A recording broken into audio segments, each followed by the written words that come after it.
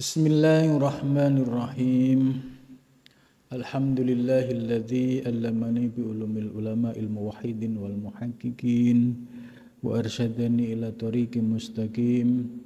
Wassalatu wassalamu ala sayyidil wujud wal arwah nabiyyina Muhammadin sallallahu alaihi wasallam alladzi jaa'a bisyari'ah wat tariqah wal haqiqah wal ma'rifah. Wa ala alihi wa sahbihi ajma'in, amma ba'du. Subhanaka la ilma lana illa ma 'allamtana innaka antal alimul hakim. La haula wa la quwwata illa billahil aliyyil azim. Malam ini kita melanjutkan pengajian kitab Tanbihul Mukhtarin. Sudah sampai pada pembahasan ke-32, yaitu terkait dengan keteladanan akhlak para ulama salafus sholihin. Pembahasan malam ini yaitu terkait dengan pentingnya meluruskan niat pada saat kita dalam proses belajar mengaji, niatnya harus lurus semata-mata karena Allah. Terkadang memang ada bisikan-bisikan negatif, yaitu niat-niat yang muncul yang orientasinya duniawi. Maka ketika kita memahami bahwa ini adalah niat yang digerakkan oleh iblis, ya, karena orientasinya sebatas duniawi dan kepentingan sesaat. Nah, kita ganti, kita rubah, yaitu niatnya semata-mata karena Allah. Maka apabila niat kita semata-mata karena Allah, pasti ya Allah akan memberikan bimbingan kepada kita, ya, dan diberikan ilmu yang manfaat dan barokah, sebab niatnya lurus karena Allah Subhanahu wa ta'ala. Qala musannif rahimakumullah wa nafa'na bihi wa bi ulumi fid darini amin ya rabbal alamin.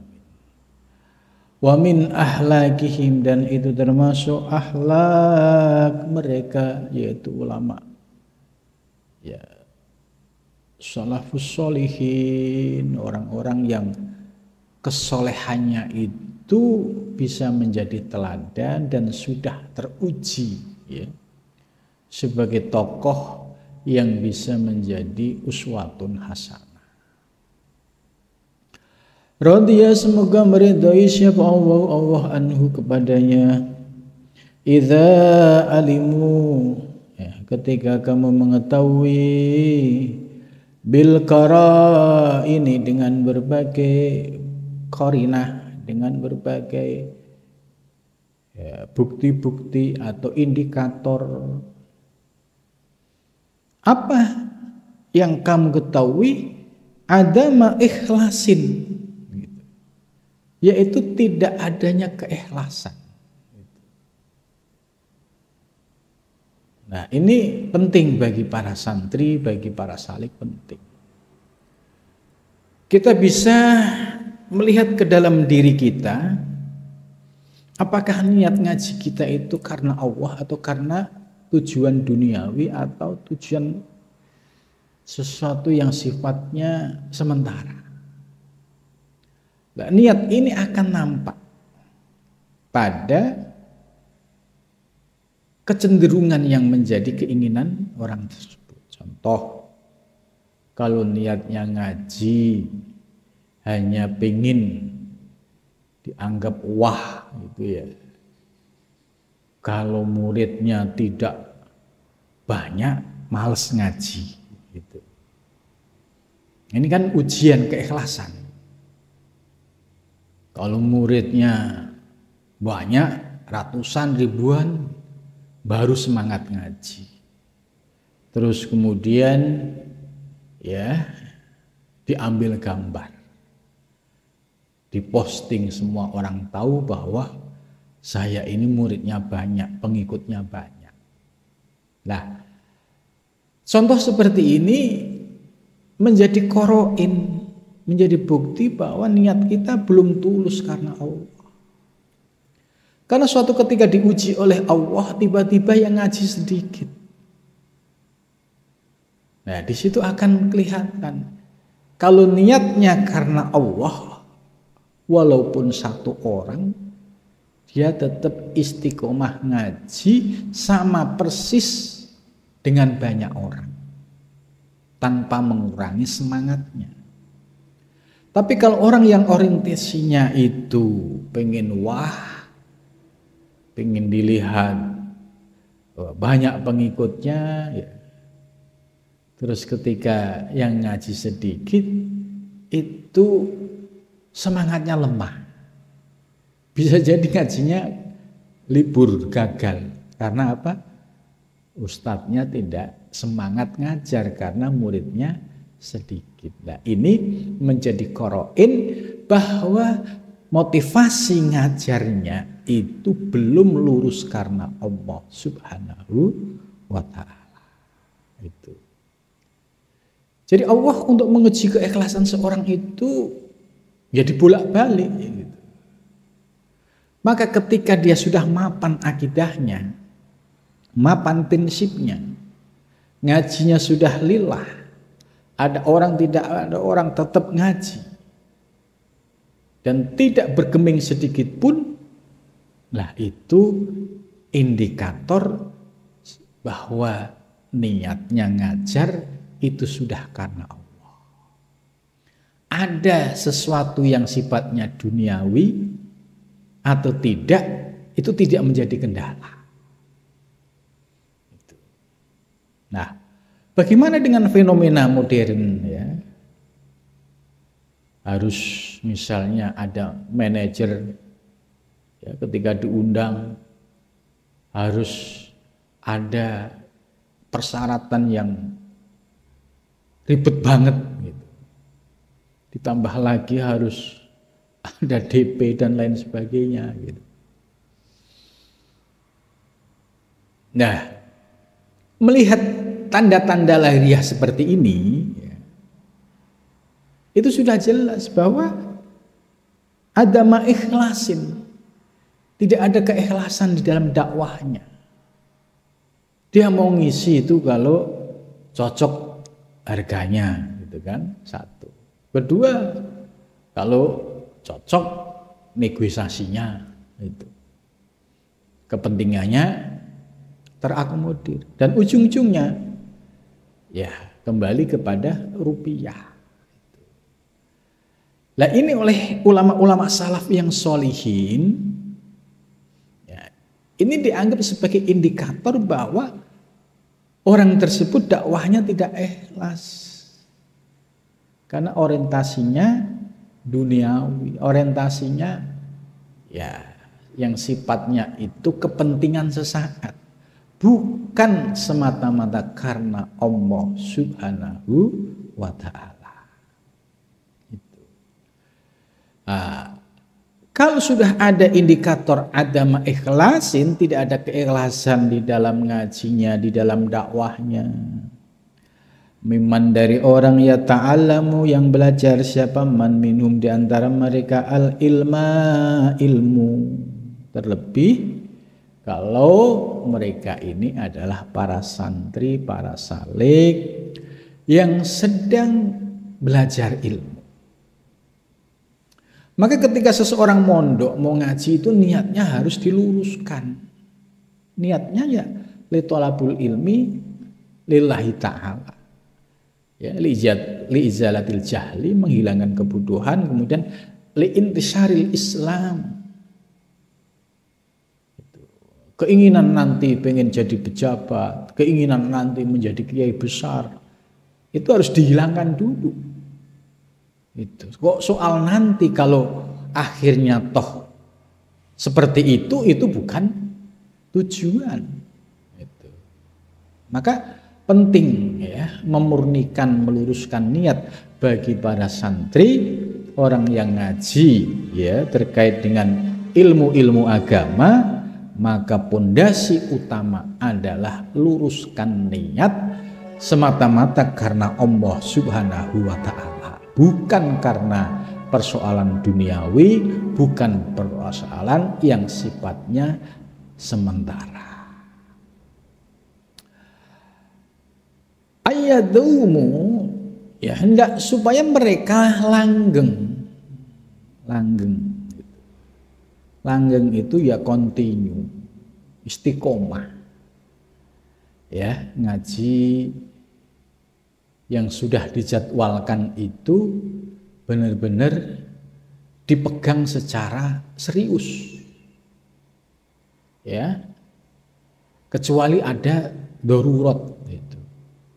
Tapi selama ada waktu, ada kesempatan, orang yang sudah menjadi pejuang ya, itu tidak akan mundur sedikit pun. Waktunya ngaji ya ngaji gitu. Ini ayadamu ala taklimihi, atas proses belajarnya ya, sebab istiqomah ini penting ya. Sebagai seorang santri ya, istiqomah ngaji dengan guru ini menjadi penting, karena untuk memperoleh ridhonya guru yang pertama, yang kedua untuk memperoleh kefutuhnya memahami ilmu gitu, dan yang ketiga berharap ilmunya mendapatkan ridho dari guru sehingga ilmunya manfaat. Maka niatnya kalau ikhlas lillah pasti ketemu. Walakin yatawajjahu, dan akan tetapi mereka menghadap ilallahi, kepada Allah, fid du'ai, di dalam doa, lahu baginya, bi islahin niyah, dengan memperbaiki niat. Jadi kalau kemarin orientasi ngajinya itu masih sifatnya duniawi ya, itu lambat laun kemudian ya berdoa memohon Allah supaya dibimbing niatnya menjadi lurus karena Allah. Yang sebelumnya dakwahnya itu karena duniawi, kemudian menyadari oh ini nggak bener nih kalau niat dakwahku hanya sebatas duniawi. Akhirnya memiliki kesadaran, memohon kepada Allah, berdoa kepada Allah supaya mendapatkan bimbingan. Nah, ketika dia diberikan pencerahan oleh Allah, ya, kemudian masuk ke dalam hatinya, mulailah meluruskan niatnya. Biislahin niyah. Yang niatnya awalnya belok ke kiri, ke kanan, diluruskan. Ya, satu lurus liwat hilah. Semata-mata untuk meraih ridho Allah Subhanahu wa ta'ala. Kalau niatnya sudah lurus, fayu'ajiruna, maka mereka mendapatkan pahala. Jadi kalau niatnya lurus, ya insya Allah akan memberikan balasan pahala bagi para santri, mendapatkan balasan kefutuh ilmunya. Ya, setelah kefutuh ilmunya diberikan balasan ilmunya manfaat dan barokah. Pulang dari pesantren bisa diamalkan, ya, bisa ngadep dampar. Maksudnya ngadep dampar itu ya dampar seperti ini. Jadi seorang santri ya pulang dari pesantren ya sebisanya harus ngadep dampar, supaya ilmu yang sudah diperoleh di pesantren itu manfaat untuk dirinya, untuk lingkungannya, untuk keluarganya. Itu. Ini. Wa iyyahu, dan dirinya, walayat rokuna, dan mereka tidak meninggalkan taklimahu, ya, yaitu taklimnya, mengajarnya. Jadi sudah lurus, niatnya sudah lurus, kemudian istiqomah liwajhillah, dan tidak akan pernah meninggalkan ngaji. Gitu. Ya, selama tidak darurat. Misalnya luar kota atau ada kegiatan lain. Tapi selama dia dalam keadaan luang waktunya, dia tidak akan pernah mau berhenti dari ngaji atau ngajar. Jadi ada dua tugas yang sama-sama mulia. Bagi seorang murid, bagi seorang salik yang ngaji. Dengan ngaji itu semakin nambah ilmunya. Bagi orang yang sudah mendapatkan ilmu, tugas berikutnya yang ngajar. Kalau ngajar ini dilakukan secara istiqomah, ya pasti akan memiliki yang disebut dengan kebarokahan ilmu. Jadi baru terasa ilmunya barokah, manfaat itu ya setelah istiqomah ngadep dampar, setelah istiqomah ngaji, ngajarin santri, ya walaupun ya 1-2 tetap istiqomah, tidak bergeming sedikit pun, karena niatnya semata-mata karena Allah Subhanahu wa Ta'ala. Lah, meluruskan niat tadi, islahin niat tadi, ini penting terutama di zaman sekarang. Godaan-godaan pragmatisme cukup banyak. Jadi godaan-godaan ya pengen tenar, masyhur, syuhroh itu cukup menjadi pemicu, bukan karena dakwah lillahi ta'ala. Nah ini yang disebut niatnya sudah bergeser. Jadi orientasinya ya supaya menjadi penceramah, supaya menjadi pembicara. Terus orientasi berikutnya yaitu soal yang sifatnya duniawi. Nah, giliran tidak memperoleh itu, semangatnya turun, melemah gitu. Nah, ini yang menunjukkan bahwa niat itu menjadi pondasi utama. Kalau niatnya lurus, ya kondisi apapun tetap ngaji, istiqomah, karena sudah merasakan kenikmatan ngaji gitu. Nah ini apa yang disampaikan oleh mu'alif ya tetap relevan ya, dan ini menjadi penting di zaman sekarang ini yang orientasi dakwah itu sudah mulai bergeser ya dari yang lillahi ta'ala menjadi pragmatis ya. Tentu kita harus bisa mengembalikan kepada yang liikhlasin niyah, yaitu karena semata-mata ikhlas karena Allah Subhanahu wa Ta'ala. Sekalipun kita di dunia modern, dakwah di perkotaan ya, kalau niat kita lurus karena Allah, ya pasti kita akan diberikan keberkahan oleh Allah lahir dan batin. Itu janji Allah.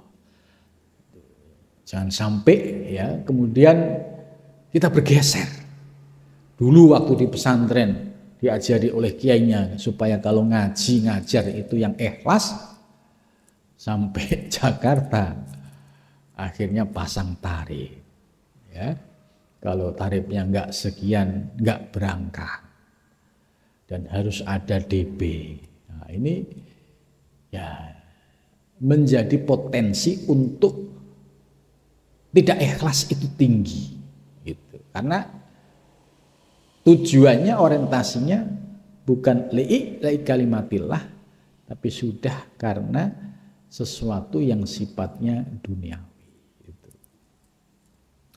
Terus apakah sebagai seorang penceramah, sebagai seorang ustadz nggak boleh memperoleh itu? Ya boleh saja, tapi tidak menjadi niat itu. Niatnya ya bismillah, ya li kalimatillah, ngajar ya karena Allah. Ada orang nggak ada orang, karena sudah diundang ya tetap ngajar, ngaji, menyampaikan ya ayat, hadis, mengurai supaya masyarakat mendapatkan ilmu dan pencerahan. Nah, soal setelah itu tiba-tiba ada hal-hal lain, nah itu bukan tujuan utama. Itu sebagai efek kebarokahan. Yang nggak boleh itu menjadikan tujuan utama. Tujuan utama karena itu ya, duniawi. Nah, ini akan tidak dapat apa-apa nanti. Gitu. Tapi kalau tujuannya kita lurus karena Allah, ya pasti ya kita apakah tidak boleh menerima sesuatu itu? Boleh saja. Itu bisa menjadi hadiah, tapi bukan menjadi tujuan. Tujuannya kita lurus karena Allah Subhanahu wa taala. Fa inna dzalika, maka sesungguhnya demikian, jahlun itu kebodohan. Jadi kalau ada orang ngaji tapi niatnya belok karena duniawi ya, orang niatnya dakwah tapi belok ya, karena duniawi, ini karena ada kebodohan, ilmunya kurang komplit ya, belum memahami pentingnya menata niat. Dia hanya terobsesi melihat penceramah yang di TV ini gitu. Sudah membayangkan. Tidak didasari dengan ilmu. Ya, penceramah kalau didasari dengan ilmu, ya, maka ilmu ini yang akan mencahayai sehingga akhirnya bisa ikhlas. Ya, bisa lurus karena Allah Subhanahu wa taala. Jadi karena faktor kebodohan inilah yang akhirnya mereka orientasinya bergeser menjadi duniawi tadi. Dakwah bergeser ke duniawi, ngaji bergeser ke dunia. Nah ini ketika kita sudah tahu harus diluruskan kembali. Liislahin niyah, yaitu untuk meluruskan, memperbaiki niatnya tadi. Fa inna dzalika jahlun bimuradi syar'i. Ya. Hal-hal yang sebagaimana disebutkan tadi itu terjadi karena ada faktor kebodohan, yaitu tidak memahami maksud daripada syari'. Syari' itu pembawa syariat, yaitu Kanjeng Nabi besar Muhammad sallallahu alaihi wasallam. Coba kita kalau melihat perjuangan Nabi ya di era Madinah, di era Mekah itu seperti apa? Ya, Nabi luar biasa. Kesabarannya, keteguhannya, kekokohannya ya dalam berdakwah itu bisa menjadi teladan kita dan tidak pantang menyerah. Yaitu Nabi besar Muhammad SAW. Nah, kita paling tidak mengikuti jejak-jejak positif ini. Ya, sekalipun kita posisi di perkotaan atau di pedesaan, ya tentu semua itu membutuhkan kesungguhan. Karena dia tidak memahami bahwa syari' pembawa syariat Nabi Muhammad SAW itu sudah menyampaikan ya di dalam hadisnya sebagai pewarisnya adalah al-ulama ya, al-ulama warasatul anbiya, ulama itu sebagai pewaris Nabi. Al-ulama ini kalimatnya sifatnya siapapun umatnya yang memiliki syarat-syarat keilmuan tadi. Disebut ulama ya berarti menguasai disiplin keilmuan berbagai lintas bidang studi gitu. Nahwu sorobnya matang, usul fikihnya matang, balaghahnya matang, ya baca kitabnya bagus karena objek kajian yang dibaca itu adalah kitab-kitab yang berbahasa Arab. Nah, ketika dia menguasai dasar-dasar keilmuan ini, kemudian paham ini harus didakwahkan kepada umat, ya, sebagai proses penyebaran kepada umat di lingkungan kita. Namun demikian yang harus dipahami adalah bagaimana Nabi mengajarkan kepada kita, yaitu perlunya dakwah yang ikhlas semata-mata karena Allah, itu bukan karena duniawi. Ya, maka kalau kita konsisten dengan dakwah karena Allah, ya pasti Allah tidak ingkar janji, ya, pasti akan diberikan keberkahan dunia dan akhirat. Li'annal ilma, karena sesungguhnya ilmu, ya, ilmu apapun yang dikuasai oleh seseorang, ya, itu yahmilu li amraini, memiliki dua dimensi. Apa itu ilmu? Dimensinya yang pertama lil amali bih, setelah mengetahui ilmu, ya untuk diamalkan. Contoh kita belajar fikih mulai dari bab toharoh, ya, kita mulai ngerti bagaimana tata cara wudhu yang benar, sholat yang benar, akhirnya kita amalkan. Begitu juga naik lagi setelah belajar fikih, ngaji tasawuf. Oh ternyata kalau sholat ibadahnya hanya sebatas fikih, kurang memperhatikan aspek hati, aspek batin. Contoh, sholat khusyuk itu telah dipuji oleh Al-Quran. Qad aflahal mu'minun alladzina hum fi sholatihim khashi'un. Lah, untuk bisa khusyuk ini pakai hati. Dan ini nggak dibahas oleh fikih. Berarti apa? Kita harus menambah ilmu, yaitu yang membahas berkaitan hati yang adanya pada ilmu tasawuf. Terlebih, ya, dalam hal ini ya sudah ada rujukan yang otoritatif, yaitu karya-karya Imam Ghazali dan ulama-ulama sufi yang muktabar lainnya.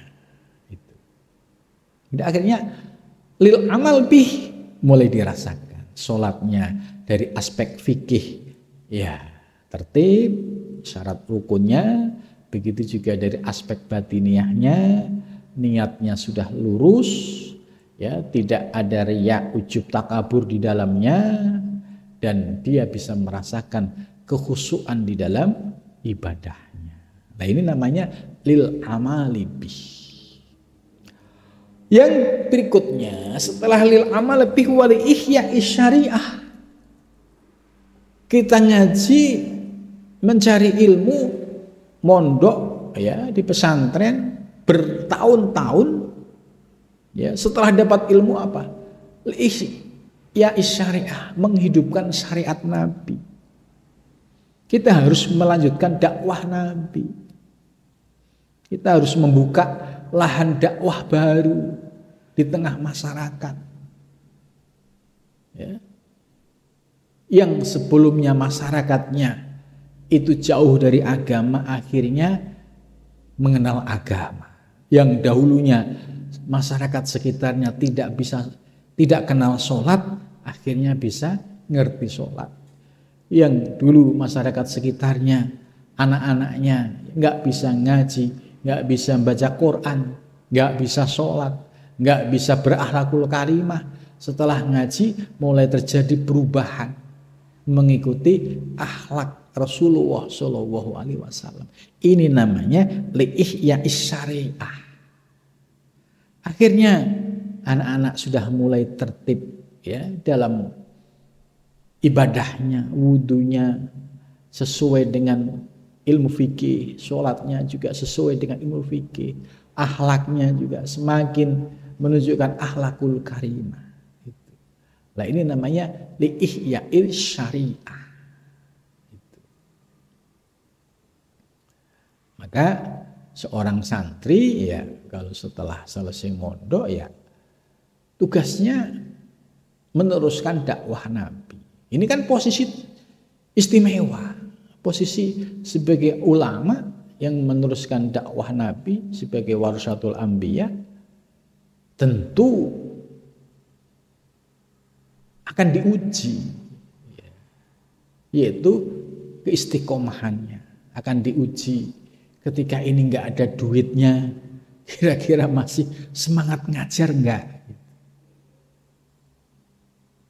Kalau ada duitnya, orang berduyun-duyun hal yang wajar karena itu pemicunya mereka berduyun-duyun. Tapi ketika ada kesempatan dakwah yang di situ nggak ada duitnya, yang nggak ada nilai duniawinya, tapi masih semangat tinggi, ini yang istimewa. Itu. Lah, inilah yang disebut oleh penjelasan di dalam kitab ini, yaitu li'ihya'is syariah, untuk menghidupkan syariat Nabi besar Muhammad sallallahu alaihi wasallam. Ya, akhirnya masyarakat sekitarnya, santrinya semua ya bisa mengamalkan syariat secara benar, baik secara lahir maupun batin. Fasahibuhu ala kulli halin ma'jurun. Maka orang yang memiliki ilmu, ya Pak Ustadz, Pak Kiai, ajengan, dalam segala aktivitasnya, ya kan, aktivitas dakwah, ceramah, ngajar, ngaji, semua langkahnya menjadi makjur, diberikan pahala oleh Allah. Karena niatnya sudah lurus, kemudian untuk li'i'la'i kalimatillah, untuk li'ihya'is syariah dhahirun wa batinan. Maka segala aktivitasnya itu menjadi makjurun, yaitu diberikan pahala oleh Allah Subhanahu wa ta'ala. Ajrun, yaitu pahala, ya. Nakison yang kurang, gitu. Pahala yang kurang ini maksudnya dia sudah ngajar, sudah ngaji, tapi ternyata terinfeksi virus yang merusak amal, yaitu contohnya riya. Ya, seharusnya kan dia dapat pahala karena ngaji di awalnya ikhlas, kemudian ada godaan untuk riya pamer. Akhirnya apa? Amal yang sudah bagus menjadi nakis, menjadi rusak, gara-gara yaitu penyakit riya pamer, penyakit ujub, hiran terhadap dirinya sendiri, kemudian kibir, yaitu sombong, merasa hebat daripada yang lain. Atau kamilan, atau pahala yang sempurna. Pahala sempurna itu mulai dari praaktivitas, itu niatnya sudah lillahi ta'ala, sudah dijaga, bukan belok untuk duniawi dan sebagainya.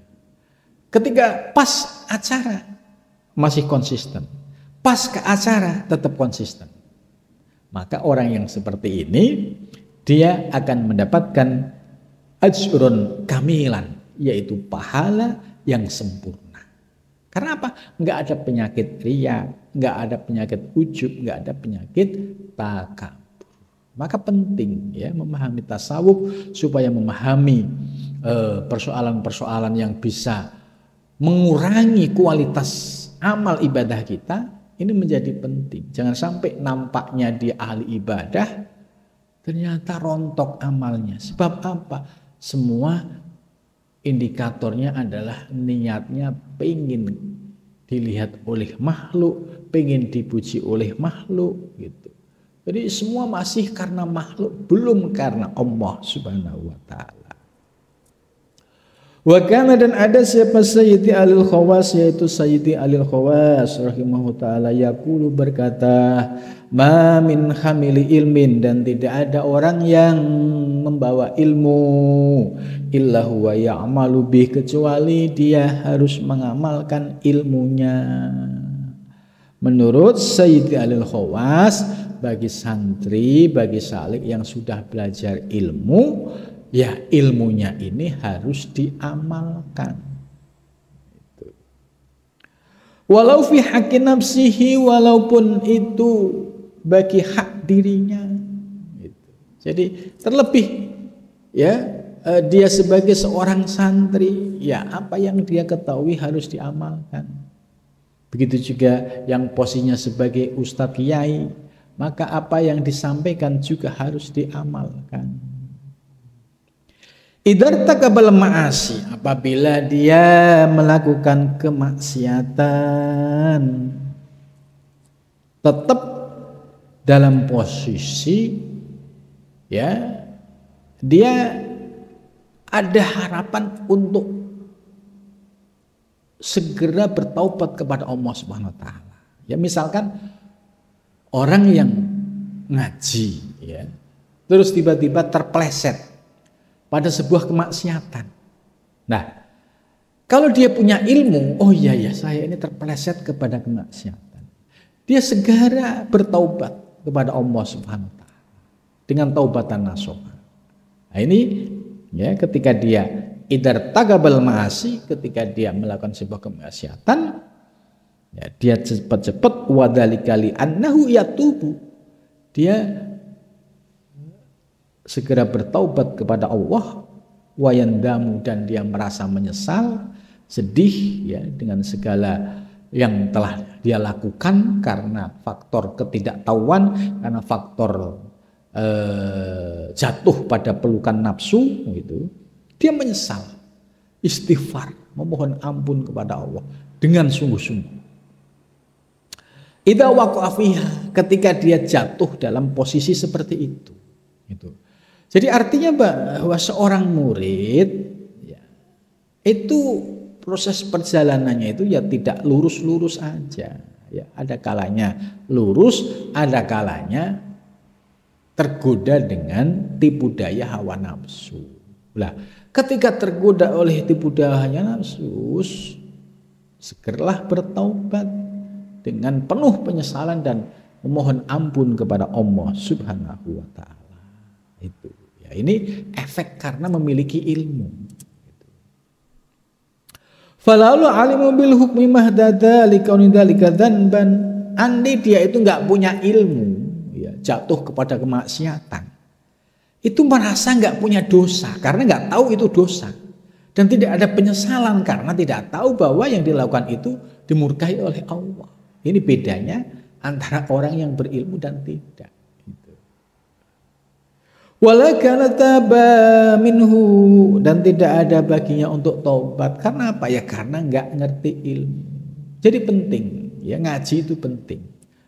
Misalnya belum bisa ngamalin ya enggak apa-apa, yang penting ilmu masuk. Tapi suatu saat misalnya jatuh pada satu keadaan yang tidak baik menurut syariat, tapi dia ingat ilmunya, oh iya, kita harus bertaubat dan kembali kepada Allah Subhanahu wa taala. Faqad amila mislu hadza bi ilmihi min hadhil haysiyah, maka orang yang bisa mengamalkan seperti itu ya, walaupun jatuh ya terpleset dalam kemaksiatan, kemudian dia bertaubat ya kembali kepada Allah karena apa? Karena memiliki ilmu. Wa in kana, dan jika ada siapa man orang irtakaba yang melakukan siapa man al maasi segala kemaksiatan, walam ya'mal bi ilmihi, dan tidak mengamalkan dengan ilmunya, ala mustalahin nasi, atas umumnya manusia. Ya. Kalau misalnya ada orang yang melakukan kemaksiatan, terus dia tidak mengamalkan ilmunya, lah pasti suatu saat akan muncul kesadaran. Oh iya ya, ini kan menurut ilmu yang saya ketahui ya tidak boleh menurut syariat. Ya sudah, saya akan bertobat kembali kepada Allah Subhanahu wa taala. Jadi walaupun ilmunya belum bisa diamalkan dalam tahap tertentu, tapi punya kesadaran untuk memperbaiki diri dengan cara bertobat kembali kepada Allah Subhanahu wa taala. Fal ilmu, maka bermula ilmu, nafi'un, itu bermanfaat li sahibihi, bagi orang yang memiliki ilmu. ala kulli halin atas tiap-tiap keadaan, walam yazal ala kulli insanin dan senantiasa ya ilmu itu bagi tiap manusia aksyaru lebih banyak min amalihi dari amalnya fi kulli asrin pada tiap-tiap waktu itu. Jadi bagi seorang murid, seorang santri ya hendaklah senantiasa ngaji. Gitu. Kuncinya ngaji kan cuma dengerin, gitu. Dengerin, ya. Kalau memang apa yang disampaikan itu hak benar, ya kita terima. Gitu. Soal proses pengamalan, ya tidak harus ujuk-ujuk langsung bisa mengamalkan, tidak. Tapi semuanya itu pasti butuh proses. Nah, jadi apapun ya mencari ilmu ya baik muda, remaja maupun sudah tua tetap menjadi penting karena setelah memahami ilmu suatu saat ketika dia punya kesadaran pasti akan kembali bertaubat kepada Allah Subhanahu wa taala. Mudah-mudahan kita semua termasuk orang yang bisa mengamalkan ilmu dan ketika kita terpleset ya dalam sebuah kubangan kemaksiatan bisa segera bertobat dan minta ampun kepada Allah dengan taubatan nasuha sehingga kita lurus pada ilmu dan bisa mengamalkan dengan sebaik-baiknya. Amin ya rabbal alamin.